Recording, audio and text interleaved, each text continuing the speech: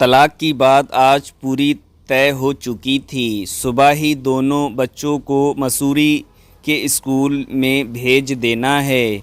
वो दोनों खूब खुश हैं कि सुबह ही मसूरी जा रहे हैं, जहां उनके इतने सारे मित्र पहले ही चले गए हैं। उन बेचारों को क्या पता कि उन्हें मसूरी भेजने का निर्णय के साथ ही उनके माता पिता भी अलग हो रहे हैं। उनका ये घर हमेशा के लिए छूट रहा है। इस समय पत्नी भी ऊपर के कमरे में नहीं है, वो शायद नीचे कहीं अपना कुछ सामान ठीक कर रही होगी। सब सोच विचार कर ही हम दोनों ने ये फैसला किया है। दोनों बच्चे मसूरी में पढ़ेंगे और खर्च मैं भेजता रहूँगा। छुट्टियों में वे आधा समय मेरे पास रहेंगे और आधा समय माँ के पास। हम दोनों सुबह ही घर छोड़ देंगे। मैं तो चला जाऊंगा विनय नगर में एक मित्र के घर पेइंग गेस्ट की तरह, और पत्नी चली जाएगी अपने स्कूल के क्वार्टर में, जहां वो साथ ही हॉस्टल की मेटन का कार्य संभाल सके।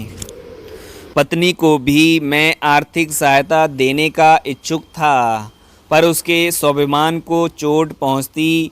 वैसे मेट्रेन एंड अध्यापक के नाते उसे इतना वेतन मिल जाता है जो उसके लिए काफ़ी है। आज की रात इस छत के नीचे हमारे परिवार की अंतिम रात थी। मैं इस घर को रख सकता था, पर इसके साथ विवाहित जीवन के 11 वर्षों की इतनी स्मृतियां जुड़ी हैं कि इसे छोड़ देने का निर्णय करना होगा। हम पति पत्नी दोनों कोई छोटे बच्चे नहीं हैं और ना ही भावुकतावश अलग होने का निश्चय किया है। तलाक की बात पहले भी 1-2 बार उठी। हम दोनों ने इन पहलुओं पर विचार किया है। एक ही टूटे हुए शीशे में मुंह देखते रहने के बजाय टुकड़ों में सूरत देखते रहना कम कष्टदायक है। पर वर्षों के साथ की बात याद करके हम अलग होने का साहस नहीं कर पाए। इस बार हमने पहले ही तय कर लिया था कि भावुकता के वश में होकर नहीं विचारेंगे। जब ऐसी बातें उठेंगी यही सोचेंगे कि वो दिन कितने अच्छे थे, पर अब नहीं निपटी तो ज़बरदस्ती किसी मुर्दे को घसीटने से क्या लाभ। दोनों एक दूसरे से बेइंतहा प्रेम करते थे, लेकिन जिस तरह आईना पुराना होने पर धुंधला सा हो जाता है, उसी तरह शादी के 11 वर्षों ने हमारे प्रेम के आईने को धुंधला कर दिया था। पहले कभी 2-4 महीने में आपस में झगड़ा हो जाता था तो एक दूसरे से रूठ कर दोनों ही खाना छोड़ देते थे, लेकिन कभी हमारे झगड़ों से रात खराब नहीं होती थी। रात को हम अलग अलग मुंह करके लेटते और अंत में मुझे या रेखा को हार मानकर एक दूसरे के पास आ जाना पड़ता। लड़ाई के बाद ये संधि का हर क्षण इतना मज़ेदार होता था कि कभी कभी उसका आनंद लेने के लिए रेखा से झगड़ा मोल लेने का जी चाहता था, लेकिन फिर झगड़े जल्दी जल्दी होने लगे। कभी मैंने साग तरकारी में नमक ज़्यादा होने पर रेखा को जली कटी सुना दी, तो कभी रेखा ने बाज़ार से कोई चीज़ खरीद कर ना लाने पर मुझे आड़े हाथों लिया। जब से 2 जुड़वा बच्चे हुए थे, रेखा उनकी देखभाल मुझसे ज़्यादा करने लगी थी। कुछ दिन तो मैं ये सोचकर चुप रहा कि छोटे बच्चे हैं, उनको माँ की देखभाल की पूरी आवश्यकता है, लेकिन जब बच्चे बड़े होकर स्कूल जाने लगे तब रेखा ने प्रेम में पहले जैसी बात नहीं पाई। मुझे ऐसा लगा रेखा का वो पहला प्रेम बनावटी था। शायद शादी उसने मुझसे सिर्फ संतानोत्पत्ति के लिए ही की थी, या फिर मेरा उसका प्रेम गृहस्थी का बोझ संभाल नहीं सका था। कारण कुछ भी हो, आज हमने फैसला कर लिया है कि अलग अलग हो जाने में ही हमारी भलाई है। ऐसा लगता है अगर हम ज़्यादा दिनों साथ रहे तो किसी दिन हमारा कोई भी मामूली झगड़ा बढ़कर बड़ा भयंकर रूप धारण कर लेगा और उसी वक्त हमें मनमुटाव के कारण शत्रुओं की तरह एक दूसरे से अलग होना पड़ेगा। इससे कहीं अच्छा है कि हम दोनों दोस्त कुत्तों की तरह राजी खुशी एक दूसरे से अलग हो रहे हैं। मैं कमरे में बैठा सोच रहा हूँ और अंधेरा बढ़ रहा है। मैंने बत्ती जलाने का प्रयत्न भी नहीं किया, लेकिन ये घर है कि अपनी बातें बंद नहीं करता। इसकी दीवारें ज़ोरदार शब्दों में बोलती तो मैं उतने ही ज़ोरदार शब्दों में उत्तर देता, पर इसकी दीवारें तो केवल धीमे स्वरों में फुसफुसाती हैं। मेरा मन कहता है कि घर तो केवल बेजान ईंटों और लकड़ी का एक भवन है, पर तब भी मकान खामोश नहीं होता। मैं उठकर चहलकदमी आरंभ कर देता हूँ, शायद फुसफुसाहट बंद हो जाए, पर कमरे में मेरा और पत्नी रेखा की हंसी का स्वर गूंजता है, वैसा ही जैसा हमारे जुड़वा बच्चे होने पर उसका नाम सोचते सोचते हंस पड़ने पर गूंजा था। मैं लपक कर दूसरे कमरे में चला जाता हूँ। यहाँ चारपाई पर नन्हे बच्चों की हंसी का स्वर गूंज रहा है। उधर मुड़ता हूँ तो मेरी कुर्सी, जिस पर बैठकर न जाने मैंने पुस्तकों द्वारा किन किन नगरों की सैर की है, कैसे कैसे पात्रों के सुख दुख में हिस्सा बटाया है, ये क्या बेवकूफ़ी है। मेरा मन मुझको समझता है ये केवल एक घर है, बेजान ईंटों और लकड़ी का। ये कोई स्मृति का संग्रहालय नहीं, लेकिन घर भी मानो तो खिड़कियां मुझे यूं देखती हैं मानो घर को आँखों हों, मेरी बेवफाई को ग्लानि एवं क्रोध से देख रही हैं। फूलों की सुगंध से कमरा महक उठा है, पर देखता हूँ अपने नित के स्थान पर फूलों के गमले में मुरझाए हुए फूल झूल रहे हैं।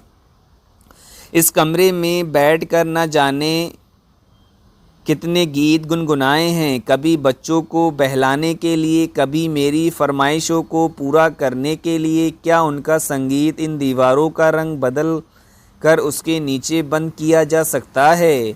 घर का क्या दोष, हम चारों की प्रतिदिन की बातें, एक दूसरे को प्यार क्रोध, एक साथ सुख और एक साथ तय की हुई मंजिलों की छाप, उनकी प्रतिध्वनि ही तो दोहरा रही हैं। ये दीवारें स्मृतियाँ चारों ओर से घिरी जा रही हैं।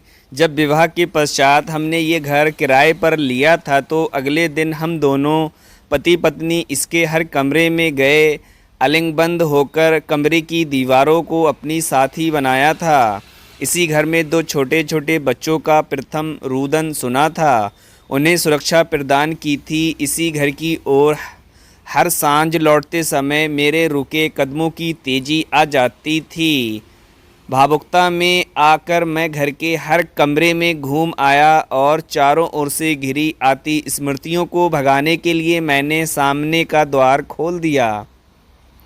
मन में यही बात थी कि रात्रि की नीरवता इन दीवारों की प्रतिध्वनि को भी शांत कर देगी, पर मैं इसमें असफल रहा, क्योंकि द्वार पर पहुंचते ही रेखा ने साफ सुथरे द्वार पर एक ऐसी रेखा खींची थी और शरारत भरी नज़रों से कहा था, इस घर में आज से रेखा का राज है, ये दरवाजे से पता लग जाना चाहिए। और हर बार रंग करवाने के पश्चात रेखा उस रेखा को भी ताज़ा कर देती थी।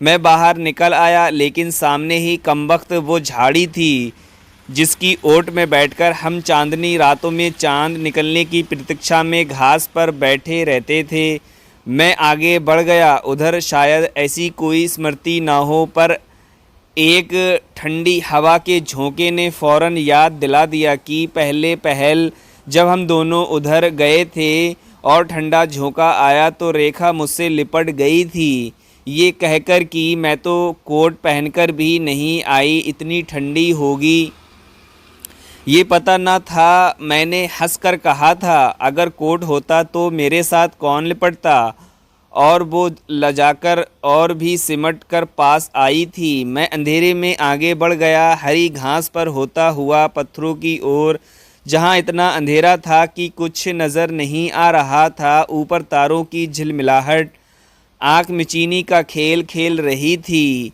मैं चुपचाप खड़ा हो गया और तब मैंने उसे देखा कि वहाँ अपने प्रिय पत्थर पर बैठी हुई थी। चुपचाप शांत, उसने आने की आहट भी नहीं सुनी थी।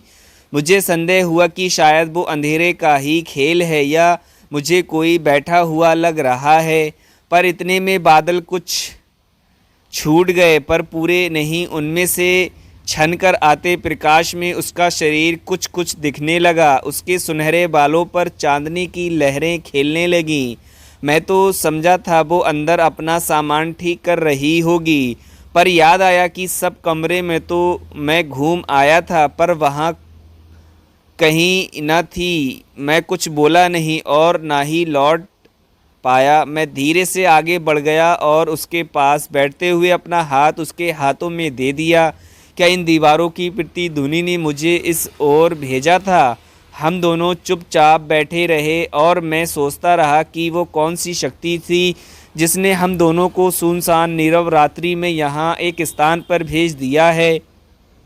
उसने बताया, मुझे रुलाई आ रही थी, मेरा गला घुटा जा रहा था और मैं सोच रही थी कि सुबह हम अलग हो जाएंगे, अपनी अपनी राहों पर चल देंगे, फिर जीवन में कभी मिलन हो या नहीं। अगर ना मिले तो हम ये तुम्हें कब कह पाऊंगी कि तुम्हें बहुत प्यार करती थी। चुप रहो, मैंने उसके बालों पर हाथ फेरते हुए कहा। अब उसकी आवश्यकता नहीं रहेगी, नहीं रहेगी, सच कहते हो तुम? कहकर वो मेरे पास आई, पर तब ही कुछ याद आया। बोली, कितनी ठंड है बाहर और तुमने कोट भी नहीं पहना।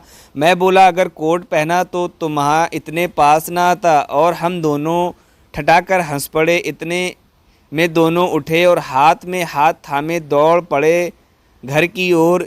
सबसे पहले उन कागज़ों को फाड़ने जिन पर हस्ताक्षर करवाने के लिए सुबह ही हम दोनों के वकीलों को आना था, पर रास्ते में दरवाज़ा पड़ गया और रेखा ने मेरा हाथ पकड़कर मुझे खींच लिया और दरवाजे पर खींची हुई रेखा को अपने नाखून से और भी गहरा कर दिया।